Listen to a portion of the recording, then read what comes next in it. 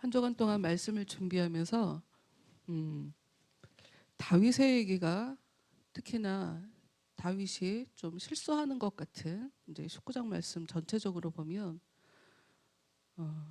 그런 상황 같은 것들을 여러분들이 과연 자신의 삶 가운데 얼마나 많은 그 접촉점을 가져올 수 있을까를 여러 가지로 고민을 해봤어요. 그러다가 예수를 믿는다는 것이 무엇일까? 특히나 예수를 믿는다는 것은 믿음이라는 것은 우리 마음에 있는 거고 잘 보이지 않지요. 잘 보이지 않죠. 보이지만 보이지 않지요. 그러니 예수를 믿는다는 것이 무엇일까? 정말 내 중심은 하나님만 아실까? 아니면 다른 사람들이 나에 대해서 더 잘 알까? 아니면 안 믿는 사람들 속에서 내가 검증될까? 우리가 굉장히 예수를 믿는다는 것이 무엇인지 여러 가지를 고민을 해봐야 돼요. 그러나 중요한 한 가지, 다윗의 이야기가 우리한테 주는 큰 교훈 중 하나가 무엇이냐? 여러분, 기독교인이 된다는 거, 하나님의 자녀가 된다는 것은 리더가 되는 교육이에요. 이게 생경하게 들리실 수 있어요. 리더가 되는 교육이다. 낯설죠? 표현법이. 그러나 제가 긴 시간 저는 그냥 보통의 그냥 여자로 대부분 여자는 남자의 의지하에서 살게 되잖아요. 그래서 그냥 남편 그늘에서 남편 보호를 받으며 그냥 여자로, 그리고 하나님께 기도하며 하나님의 자녀처럼 그냥 믿음을 가지고 내 안에 연약함이 있으면 어떤가? 약해야 강해지는데 뭐 등등 말씀도 내 마음대로 해석하며 리더가 된다는 것에 관심도 없었고 리더가 되고 싶은 마음도 없었어요. 전 관심이 없어요. 다른 사람에 대해서 사실 관심이 없었거든요. 왜냐? 나 혼자 신앙생활 하는 것도 힘들더라고요. 그런데 여러분, 제가 만들어낸 얘기가 아니에요. 하나님의 자녀가 된다는 것이 리더가 된다는 것을, 이 말은 제가 만들어낸 얘기가 아니에요. 여러분, 신약 성경에서 예수님께서 너희들은 세상의 빛과 소금이다 라고 얘기하신 말씀이 있어요. 그것이 같은 맥락에서 나온 말씀이에요. 세상의 빛과 소금이 되라. 소금이다. 세상의 빛과 소금이다. 세상이 어두운데 너희들이 빛을 비춰줘라. 세상이 썩지 않도록 너희들이 역할을 해줘라. 그게 바로 리더가 되어라 라는 이야기와 다른 얘기가 절대로 아닙니다. 왜냐하면 온 세상이 하나님의 의지대로 하나님의 뜻 안에서 만들어진 하나님의 피조 세계예요. 믿지 않는 자들일지라도. 그런데 하나님이 모든 사람을 선택해서 하나님이 어떤 분이신지 자신을 보여주시고 믿음을 주시고 이끌어 주시는 것이 아니고 소수의 사람들만, 선택된 자들만 하나님이 불러주시고 교회로 불러주시고 하나님이 어떤 분인지 알려주시고 하더라고요. 그러면 상대적으로 어떤 일이 벌어지냐?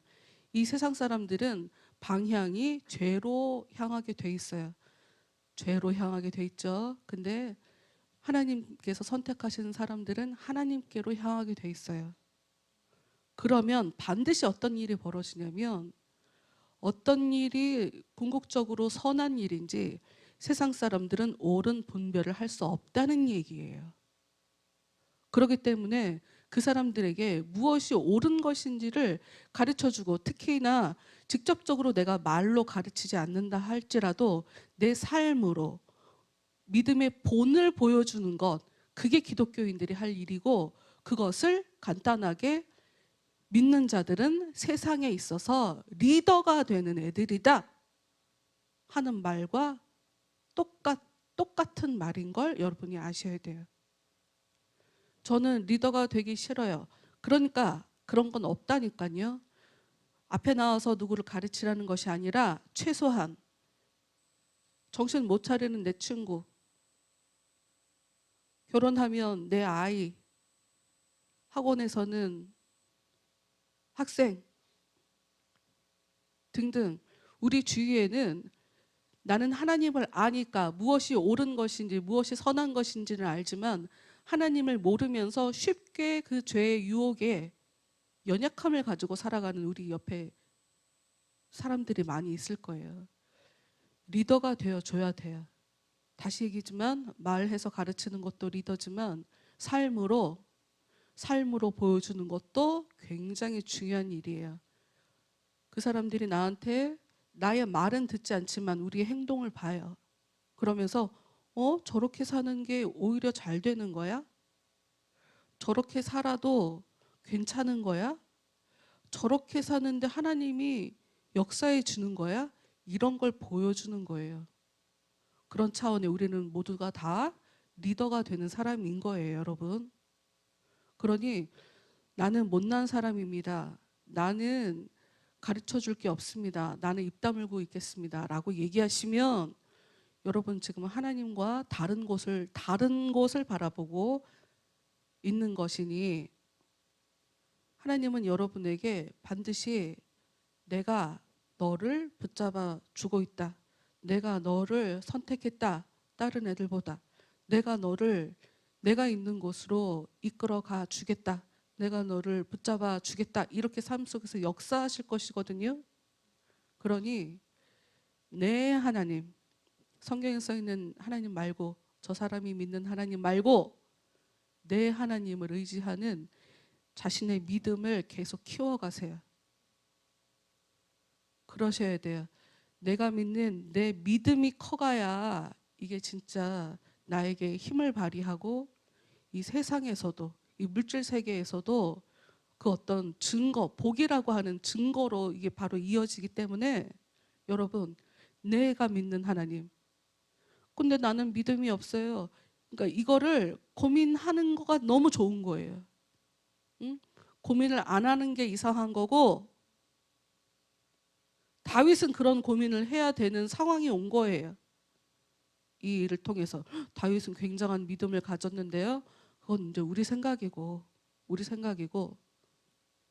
어렸을 때는 하나님의 역사로 기가 막히게 쓰임 받아서 그냥 아무 생각 없이 그냥 갑자기 가슴이 뜨거워져 갖고 골리앗 쫓아가서 싸웠지만 그 뒤에 벌어진 일 보면 너무나 인간적인 너무나 연약한 모습의 다윗이란 말이에요.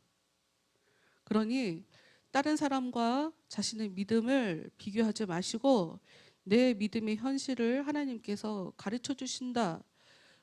그래서 내가 내 모습을 보면서 내가 초라하게도 느끼고 연약하게도 느끼고 부족하게도 느끼고 내가 그렇게 느끼는 거다 하는 것을 여러분이 반드시 아시고 그 상황에서 하나님 앞에 약하게 기도하시면 약한 자로 자신을 감추지 말고 아무 일 없는 것처럼 강한 자처럼 서지 마시고 하나님 도와주세요 라고 약하게 하나님 앞에 서시면 하나님이 크신 은혜로 증거로 여러분의 삶 속에 내가 너의 삶에 이렇게 관여하고 있다라고 하는 것을 하나님께서 가르쳐 주시고 확인시켜 주실 것입니다.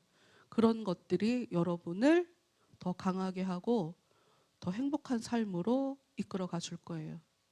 그래 다른 거 바라보실 필요 없고 나는 내가 원하든 원치 않든 다른 사람들을 말이나 행동으로 지금 현재 가르치고 있는 리더로 하나님께서 만들어 가고 있다 하는 것을 아셔야 돼요. 그걸 아셔야 하나님의 그 스케줄에 맞게 잘 움직여서 가실 수 있으니까 하나님보다 앞서지 않고 그걸 기억하시면서 오늘 말씀 보시오. 우리가 지난주에 사무엘하 19장 말씀을 보면서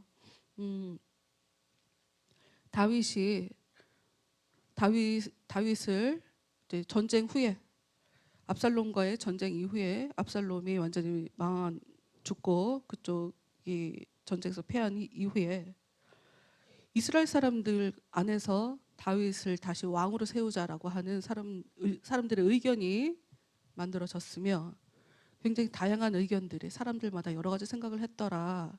뭐 이런 사람 저런 사람 뭐 그래 맞지. 우리가 잠깐 마음이 흔들렸고 압살롬한테 그랬을 뿐이지 다윗은 실력이 있는 우리를 지켜줬던 왕이잖아. 라고 제대로 깨닫는 사람이 있은 반면 왕이 압살롬 왕이 죽었으니 할 수 없지 않냐 이렇게 이야기하는 사람도 있고 대세가 우리가 어쩔 수 없이 빨랑 우리가 다윗 앞에 다시 다윗을 왕으로 세워서 이 기회를 빨랑 우리가 잡자.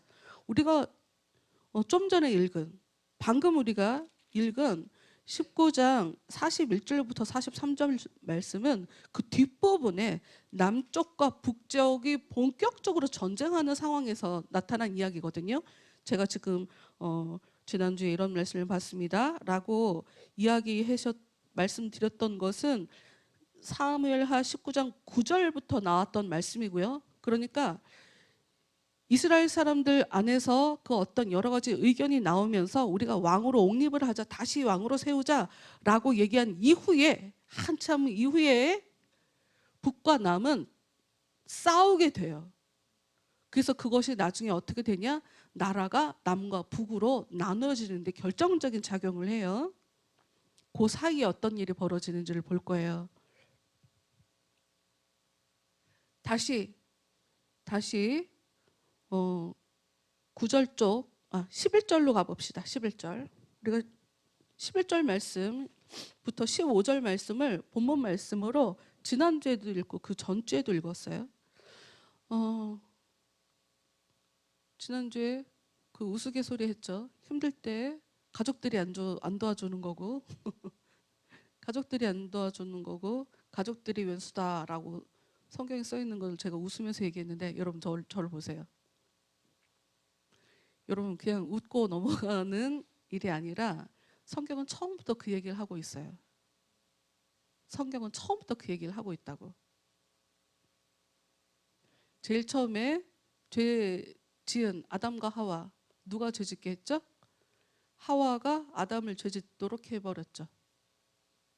그 다음 태어난 가인과 아벨은 누구한테 죽었죠? 형한테 죽었죠.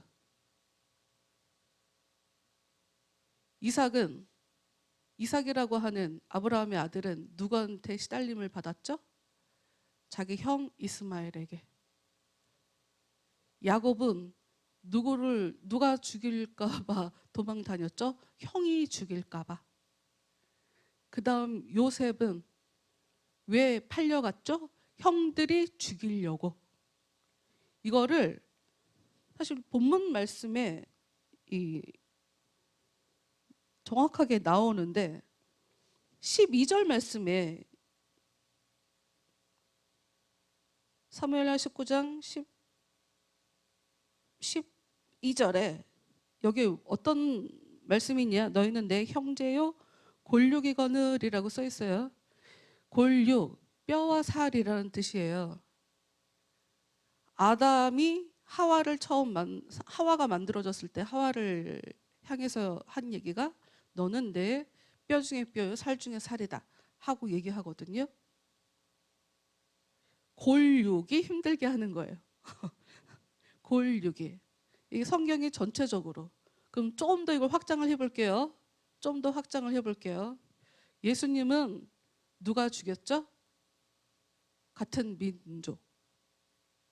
유대인들. 골육이죠. 형제. 그 다음 나타난 바울은 누구 때문에 그도 괴로워하고 힘들어했죠? 자신의 동족 유대인 때문에. 성경은 처음부터 끝까지 동족, 골육으로 인해서 고난당하는 사람들의 이야기가 성경의 이야기예요. 그러니 여러분은 평소 삶을 사시면서 내 가족들이 나를 힘들게 한다? 그건 너무 성경적인 거예요. 너무 당연한 거예요. 그러니 그걸 갖고 스트레스 받지 마세요. 그러나 정확하게 기억해야 할 게 있어요. 그게 바로 가족들을 통해서 마귀는 우리를 시험해요. 가족이기 때문이에요. 나랑 똑같기 때문이에요. 내가 사랑을 해야 되는 사람들이기 때문이에요. 그러니 오히려 미워하게 만드는 게 마귀의 역사예요. 이건 하나도 이상한 게 아니에요. 오히려 남이 더 낫다. 그러니까 그게 너무 자연스러운 거라니까요.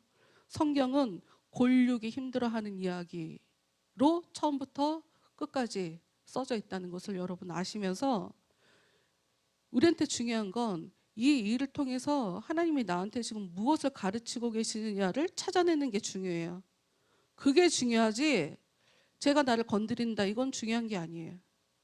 내가 변하지 않는 한 하나님은 전능하신 하나님은 여기서 전능하신 하나님이 중요하죠. 내가 변하지 않는 한 전능하신 하나님은 나를 건드는 걸 그냥 계속 냅둘 거예요.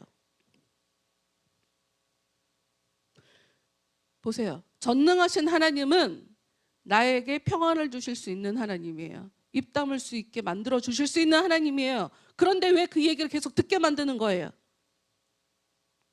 왜 나를 힘들게 계속 만들어 버리는 거예요? 그건 그 사람의 문제가 아니고 내가 하나님 앞에 뭔가 변해야 될 문제가 있기 때문에 그 부분을 하나님이 자꾸 자극을 주시는 거란 말이에요. 그래서 그게 뭔지를 찾아내세요. 그건 여러분이 하셔야 돼요. 다른 사람이 해줄 수 있는 게 아니에요. 넘겨짚지도 마세요. 근데 아마 대부분 내가 진정한 사랑을 모르기 때문에 그러는 걸 거예요. 그래서 인생은 나를 사랑하는 방법, 내 가족을 사랑하는 방법, 특히나 내 이웃, 내 원수를 사랑하는 방법을 배워가는 게 우리 그냥 인생이에요. 그런 게 또 신앙생활이고. 골육. 다윗이 얘기했죠. 다윗이 11절 말씀 보겠습니다. 다윗 왕이 사독과 아비아달 두 제사장에게 소식을 전하여 이르되 너희는 유다 장로들에게 말하여 이르기를.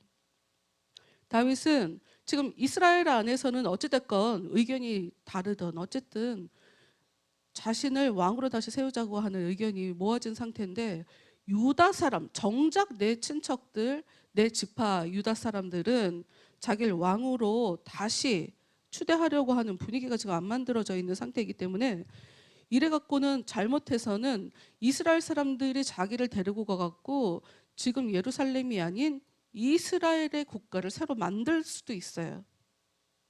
그렇기 때문에 다윗이 자기의 그 제사장인 사독과 아비아달, 이 다윗에게 굉장히 충실한 제사장이죠. 그 메신저를 보내요. 자기에게는 안 들어도 사독과 아비아달 얘기는 더 잘 들을 게 너무 뻔하니까요. 왜냐? 지금 다윗이 이야기를 전하는 유대 장로들, 이 사람들은 일단 다윗을 한번 배반했던 사람들이거든요. 그러니 자기가 나서는 것보다 사독과 아비아달 제사장이 나서는 것이 훨씬 더 나을 거다라고 하면서 왜 너희들은 지금 가만히 있니? 니들이 먼저 움직여야지 이런 얘기를 하고 있어요. 그러니까 여러분 보세요. 다윗은 지금 나라가 잘못하면 반쪽이 날까 봐 지금 봉합하고자 연합하고자 지금 힘을 쓰고 있는 거거든요. 근데 다윗이 하는 이 행위들이 전부 다 결과가 안 좋아요. 열매를 제대로 맺지 못하는 거예요. 다윗의 얘기 중에 13절 말씀 볼게요. 너희는 또 아마사에게 이르기를. 아마사는 누구냐면 반역을 했던 압살롬 편에 섰던 군대 장관이에요. 근데 그 아마사에게 너는 내 고륙이 아니냐, 또 똑같은 얘기를 하죠. 고륙이 아니냐, 네가 요압을 이어서 항상 내 앞에서 지휘관이 되지 아니하면 하나님이 내게 벌 위에 벌을 내리시기를 바라노라 하셨다 하라. 뭘 얘기를 했냐면 상대방 군대 장관한테 가갖고 너 내 친척이잖아. 내가 너를 군대 장관으로 세울 거야. 지금 그 얘기는 무슨 얘기냐면 지금 요압을 잘라버리고 자기 말 들어서 자기하고 지금 전쟁하고 있는 요압을 잘라버리고 지금 아마사를 다시 자기한테 지금 배신한 아마사를 내가 품겠다라고 자기 너그러움을 지금 보여주고 있는 상황이에요. 여러분 지금 19장 뭐 18장도 그렇고 요 장들이 전부 다 다윗이 얼마나 자식을 제대로 가르치지 않았나 혼내지 않았나 이거 다윗과 결부돼 갖고 사실 일들이 계속 벌어지는 거잖아요. 근데 이 아마사에게도 자신의 너그러움을 이렇게 보여주는 거예요. 그러면 나라가 하나가 될 게 뻔하니까. 자기가 원하는 대로 안 돼요. 뒤에 가면 죽습니다. 요압이 그냥 냅두지 않아요. 나라도 둘로 쪼개지고. 여러분 다윗은 지금 나라를 하나로 만들기 위해서, 사이좋게 잘 지내게 하기 위해서 연합하려고 자기의 친족인 유대 사람들에게 제사장을 보내서 얘기를 하고, 그리고 군대 장관이었던, 압살롬의 군대 장관이었던 아마사에게 가서 자신의 너그러움을 보여주며 내가 너를 군대 장관으로 세우겠다라고 하지만 둘 다 실패하게 되는 거죠. 글쎄, 다윗은 어쩌면 그 요압이 상당히 불편한 사람이죠. 어떤 면에서 불편하냐면, 일단 요압은 자기가 죽이지 말라고 한 자기 아들을 죽였잖아요. 그런 차원의 불편하고, 자기가 굉장히 힘들게 아들의 죽음 때문에 울고 있는 상황에 자기에게 좀 선 넘는 그런 발언들을 했잖아요. 옳은 말이지만 그것도 너무 불편하고, 그리고 다윗이 처음 전쟁하면서 사울과 전쟁에서 처음 왕으로 세워질 때, 그때도 상대방 장관 아브넬을 죽여버린 일이 있단 말이죠. 그러니 다윗 입장에서는 이 아마사, 저 차라리 나한테 등을 돌렸던 아마사를 자기가 끌어안음으로 요압도 처리하고 나라도 하나가 되게 하는, 북으로 남으로 나뉘지 않고 하나가 되게 하는 두 가지 일을 다 하려고 했을 거예요. 그러나 다 실패를 하더라. 여러분, 다윗은 하나님이 크게 쓰시는 사람이잖아요. 다윗은 우리가 굉장히 성경을 통해서 최고 인정해주는 그런 왕이잖아요. 근데 다윗의 이 통치의 행위들을 보면 이 사람이 통치를 잘했나 하는 생각이 듭니다. 어찌됐건 지금은 다윗 이야기를 듣고 메신저들의 이야기를 따라 나라가 하나가 되는 것처럼 상황은 만들어져요. 그래서 15절, 백성들이 왕이여 돌아오소서를 했고, 15절, 왕이 돌아와 요단의 이름의 유다 족속이 왕을 맞아 요단을 건너가게 하려고 길갈로 오니라. 요단강에 와요. 이야기는 이스라엘에서 먼저 왕으로 세우자라고 하는 이야기를 하게 됐는데, 다윗이 유다, 내 편, 내 고륙, 니들이 나한테 더 힘이 돼야지 라고 해서 유다 사람들을 먼저 움직이게 하면서 유다 백성들이 오세요 라고 하는 이야기에 따라 지금 다시 예루살렘으로 들어가려고 요단에 왔다는 거예요. 근데 그때 어떤 일이 벌어지냐, 16절, 바후림에 있는 베냐민 사람 게라의 아들 시므이가 급히 유다 사람과 함께 다윗 왕을 맞으러 내려올 때에 17장에 시므이라는 사람이 나왔었거든요. 여러분 기억하세요? 시므이는 저주를 했던 사람이에요. 다윗 왕을. 압살롬 때문에 급히 도망가고 있는 것 같은 다윗을 저주했던 사람이라고. 그 사람이 급히 다윗 왕을 맞으러 와요. 왜? 기회주의자니까. 나 잘못하면 죽으니까. 나는 이렇게 끝날 줄 알았다니까? 압살롬이 왕이 되는 줄 알았다니까요. 그래갖고 기회를 봐서 네가 우리 사울 왕을 죽이고 강도짓을 벌였다 뭐 이런 식으로 막 독서를 퍼부었는데 큰일 났네요. 압살롬이 죽어버리고 다시 왕이 돌아오니까 자기가 살아야죠. 나가는 거예요. 17절, 베냐민 사람 1000명이 그와 함께 하고 사울 집안의 종 시바도 그의 아들 15과 종 20명과 더불어 그와 함께하여 요단강을 밟고 건너 왕 앞으로 나아오니라. 시바도 누군지 아시죠? 시바 얘기는 24절 가서 하도록 하죠. 18절 넘어갈게요. 18절 왕의 가족을 건너가게 하며 왕이 좋게 여기는 대로 쓰게 하려 하여 나룻배로 건너가니 왕이 요단을 건너가게 할 때에 게라 아들 시므이가 왕 앞에 엎드려 왕께 아뢰되 내 주여 원하건대 내게 죄를 돌리지 마옵소서. 여러분 지금 왕으로 돌아왔어요. 나는 왕으로 다시 귀환을 했어요. 전쟁에서 이기고. 근데 나한테 내가 진짜 힘들고 서러울 때 나한테 나를 개 취급하던 사람이 나한테 죄를 돌리지 마옵소서라고 절을 하고 있어요.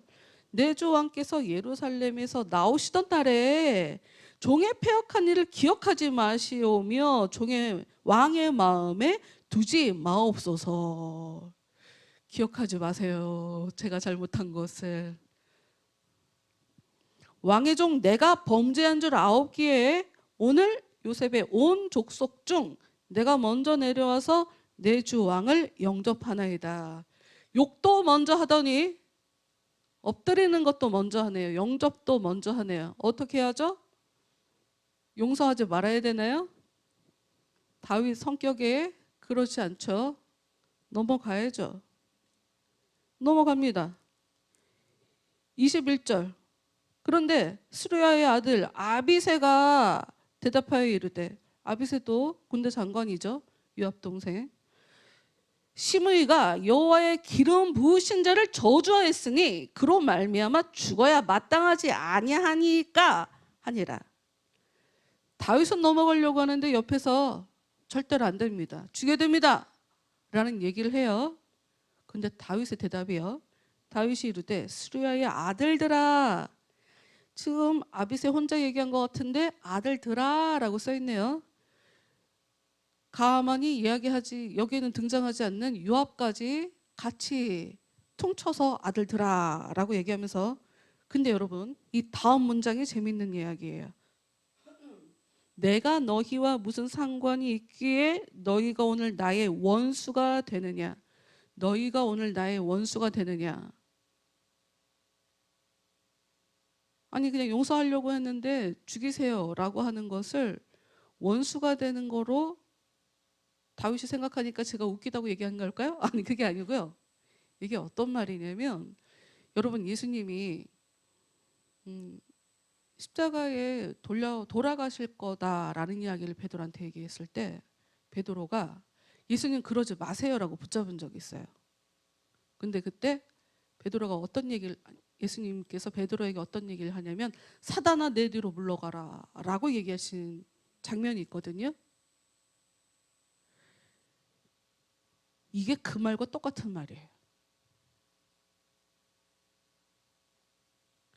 사단이 역사한다는 얘기예요.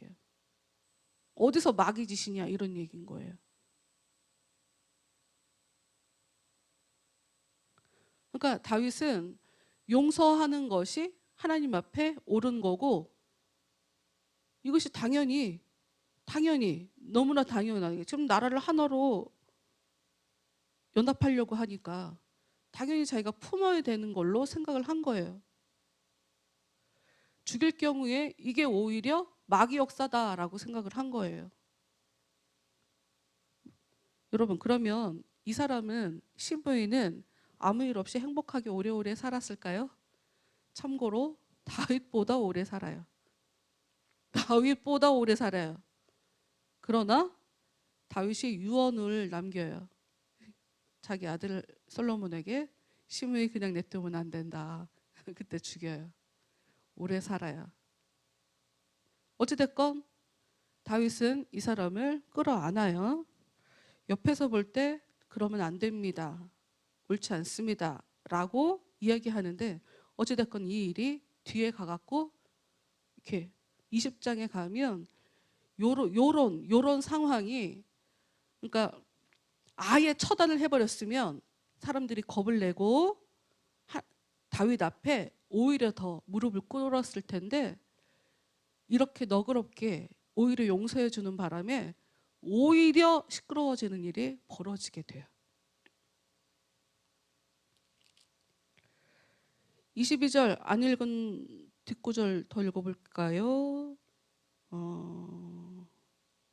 오늘 어찌하여 이스라엘 가운데서 사람을 죽이겠느냐? 내가 오늘 이스라엘의 왕이 된 것을 내가 알지 못하리요 하고 왕이 시므이에게 이르되 네가 죽지 아니하리라 하고 그에게 맹세하니라. 죽이지 아니하겠다고 맹세까지 해요. 그 다음에 이제 무비보셋이라고 하는 사울 왕의 손자였던 무비보셋이 나타납니다. 아시는 것처럼 무비보셋은 장애인이죠. 다리를 절어요. 근데 무비보셋이 내려와서 왕을 맞아요. 24절. 그는 왕이 떠난 날부터 평안히 돌아오는 날까지 그의 발을 맵시 내지 아니하며 그의 수염을 깎지 아니하며 옷을 빨지 아니하였더라. 지금과 다르게 요 사회, 요 때는 그냥 샌들 같은 것을 신고 날마다 씻어야 돼요. 더러워지니까.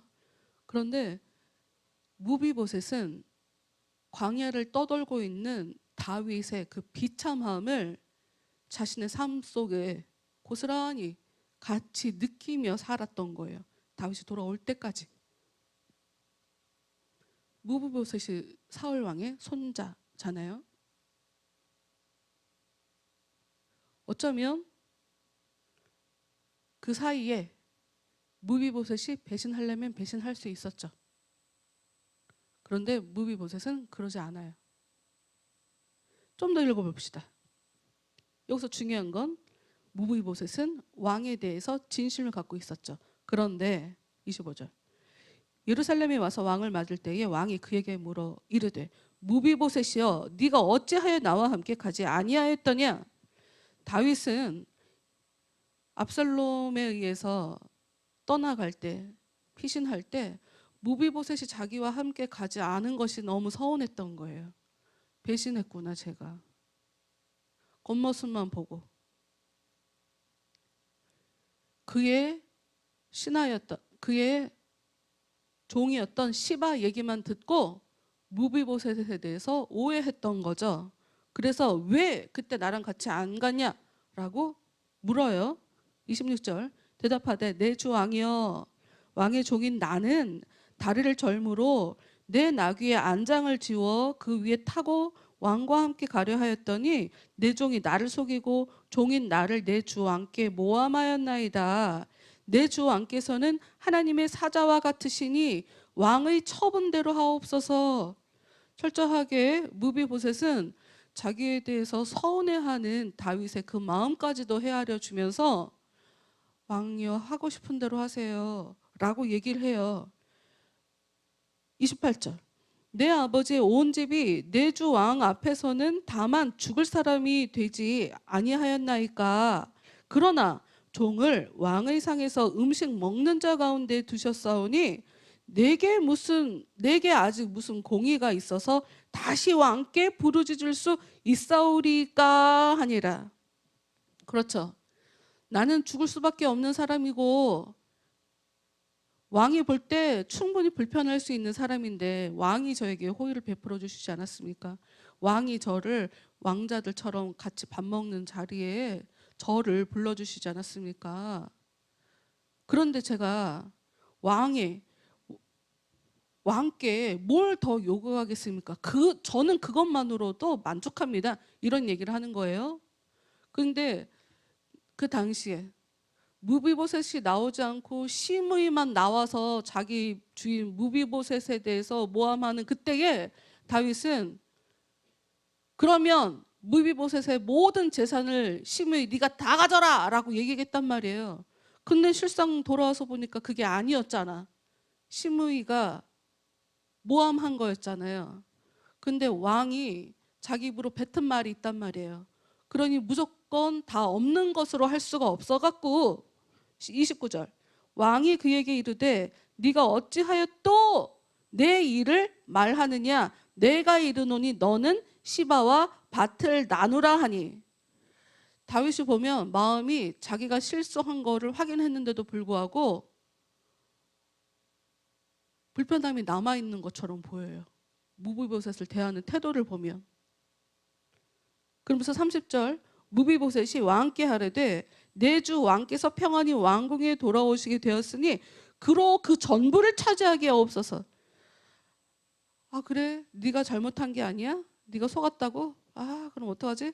그래 그럼 재산 절반만 돌려주고 반씩 나눠라 라고 얘기했는데 무비보셋이 아니라고. 전 괜찮아요. 괜찮습니다. 다 그 사람이 가져도 됩니다 라고 얘기해요. 여러분 무비보셋은 어떻게 될까요? 나중에 시바는 지금 이 상황에서는 자기가 원하는 대로 용서해 주세요 용서해 주세요 이러면서 자기가 원하는 대로 살지만 나중에 죽게 된다고 그랬잖아요. 그런데 반면 무비보셋은 굉장히 억울한 상황이잖아요. 난 잘못한 게 없고 그냥 다리가 불편해서 나 이거 못 나가니까 그런 건데 왕한테 서운할 수 있어요. 근데 전혀 서운해하지 않아요. 왕이 내린 판결에 대해서 전혀 불평하지 않아요. 나중에 이 집안에는 용사가 잔뜩 배출이 돼요. 그래서 나라에 굉장히 중요한 일들을 하는 사람들이 많이 배출이 돼요. 요 무비보셋이 정말 하나님 앞에 모든 것들을 하나님의 섭리에다가 자기를 내놓고 모든 것들을 다 받아들인 결과죠. 자기 자식들이 더 잘 되는. 네, 오늘은 여기까지 하고 여러분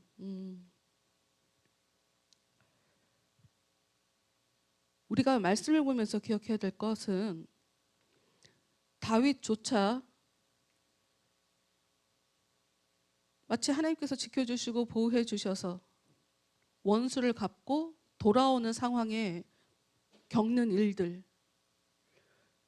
하나님이 내 편 들어주시는 것 같으니 모든 것을 내가 판단을 해도 되고 내 마음대로 결정을 해도 되고 내 뜻대로 모든 상황이 돌아가야 할 것 같은 이런 상황에도 다윗은 나라를 위해서 결정한 모든 일이 다 틀어져요. 이제 뒤에 가면 이제 또 얘기할 거지만 이게 제가 볼 때는 어떤 의미일까를 여러 가지로 고민해 봤는데 그냥 그의 사명이 거기까지였나 하는 생각도 들고 아니면 다윗이 밧세바와 있었던 그 사건 한 번 그것이 뒤에 너무 크게 이 사람 인생과 이 사람의 집에 정말 피바람이 부는 것으로 다 돌아가거든요. 한 번의 실수가 다윗 집안에 정말 너무 큰 여파를 가져오는 거예요. 한 번의 그 어떤 일이 그 인생에 돌아간다. 우리가 지금 이스라엘 역사를 보면서 알 수 있잖아요. 이스마엘, 하나님이 아브라함에게 믿음의 자녀를 준다고 하시면서 낳게 하신 것이 이삭이었거든요. 근데 그 믿음의 자녀가 낳기 전에 아브라함은 자기 힘이 있을 때 자기 힘으로 자녀를 낳아요. 그 이스마엘이 지금까지도 이슬람인들이 지금까지도 유대인과 안 좋고 전 세계적으로 큰 여러 가지 폭력을 앞장서고 있는 지금까지도 그 한 번의 선택이 나비 효과처럼 뭐가 정답인지는 우리 알 수 없으나 어찌됐건 이런 말씀을 통해 우리가 깨달을 수 있는 것은 우리의 인생은 내가 아무리 노력해도 하나님이 허락하시지 않는 건 안 되고 내가 아무리 무너지는 것 같고 내가 아무리 비참한 꼴을 당하는 것 같아도 하나님의 계획이 나를 승리의 자리로 옮겨가는 것이라면 하나님은 기가 막히게 내가 아무것도 안 해도 나를 위해서 대신 싸워주시고 나를 그 자리로 옮겨주신다는 거예요. 여러분 기도하세요. 우리가 기도밖에 그래서 할 게 없어요. 기도하세요. 그리고 하나님의 계획에 따라 제가 잘 살아갈 수 있게 도와주시라고 저한테 자꾸 사인을 주시라고 내가 어떻게 해야 되는지 알려주시라고 우리가 할 수 있는 건 기도밖에 없어요. 찬양합시다. 여러분 우리가 힘든 건 뭐가 힘들까요? 우리가 고민은 왜 할까요? 두려움 때문 아니에요? 망할까봐, 힘들어질까봐, 귀찮아질까봐, 어려워질까봐. 하나님이 허락하시지 않으면 그 어려움은 나한테 오지 않아요, 여러분. 그리고 하나님이 허락하시지 않으면 내가 아무리 그 어려움을 없애주세요 라고 해도 그 어려움은 나한테서 없어지지 않아요. 우리한테 중요한 건 우리 안에 두려움이 없어지는 거예요. 우리의 두려움이 믿음으로 변해지는 거, 그거 소망하시면서 아무것도 두려워 말라 찬양하겠습니다.